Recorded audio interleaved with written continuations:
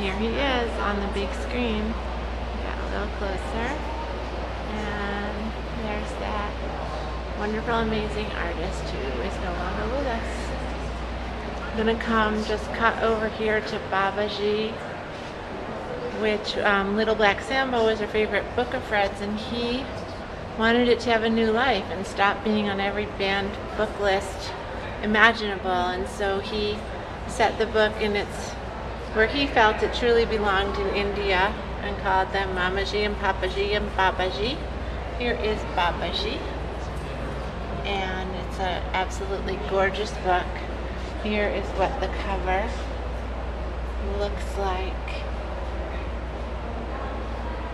Just moving on to I, Crocodile, which was the sequel of which he completed half of before he died. And here he is. It's always fun to talk about this book with the crocodile whose name is I.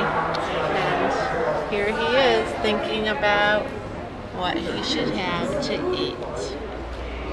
The Trumpet of the Swan was one of the last books Fred completed before he died, and he was so happy to bring these characters to beautiful full color life. And I'm just going to close in on one of these absolutely wonderful, wonderful pictures. And no exhibit of Fred's work would be complete without showing the amazing corner cabinet full of some of his favorite objects that he kept in the country home.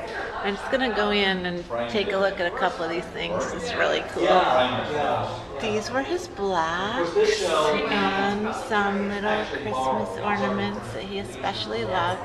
Now his wife Jean told me today she doesn't know if he actually ever dusted in here, but who cares, because it really looks amazing. And here's a lovely little rocking elephant and some little army men,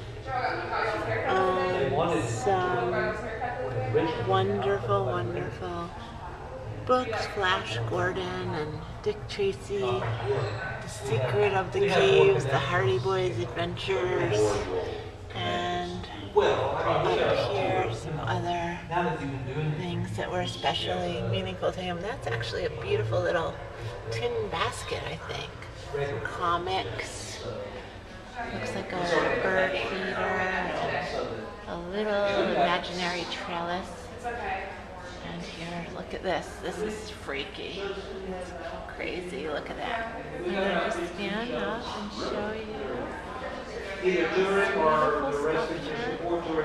And let's just run over here for 1 second and look at his beautiful pencils, because, like, who would think? These are just pencils, but they're so amazing.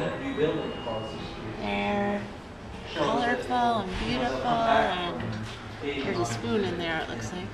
And here's that famous cover from the Bonfire of the Vanities. And Tom Wolfe's Bonfire of the Vanities, and that one I always remember, the bowler hat and the unbearable lightness of mind. And once again, here's some great stuff on Fred. Some of the great books they have for sale. This was his Caldecott honor winning Puss in Boots that had no type on the jacket, and it was, he was a rebel at the time, a rebel with a cause for a great jacket. And some wonderful plush doll that's kind of hard to see, but just, you get the idea. I think it was made by Merry Makers, but I might be wrong. I'll check later. Here's A Rat's Tale. It was the first book Fred ever illustrated, and he kept his advance in an escrow account because he was afraid that the publisher wouldn't like his pictures and he wanted to be able to pay it back. But of course, as you can see, they're beautiful and they were well loved, and the book was very well received. That's Tor Seidler as the writer.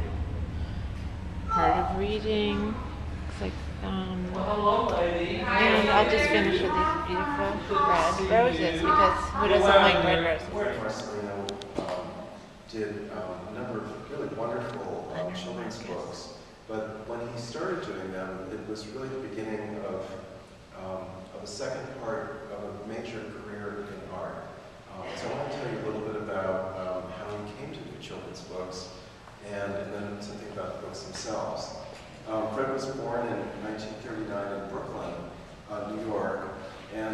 come from a family of artists.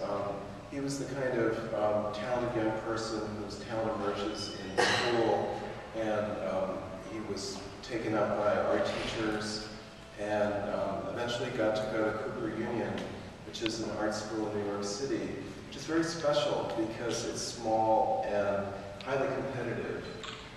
It was created by a 19th century industrialist in New York, Peter Cooper, who was self-educated, pulled himself up by his bootstraps.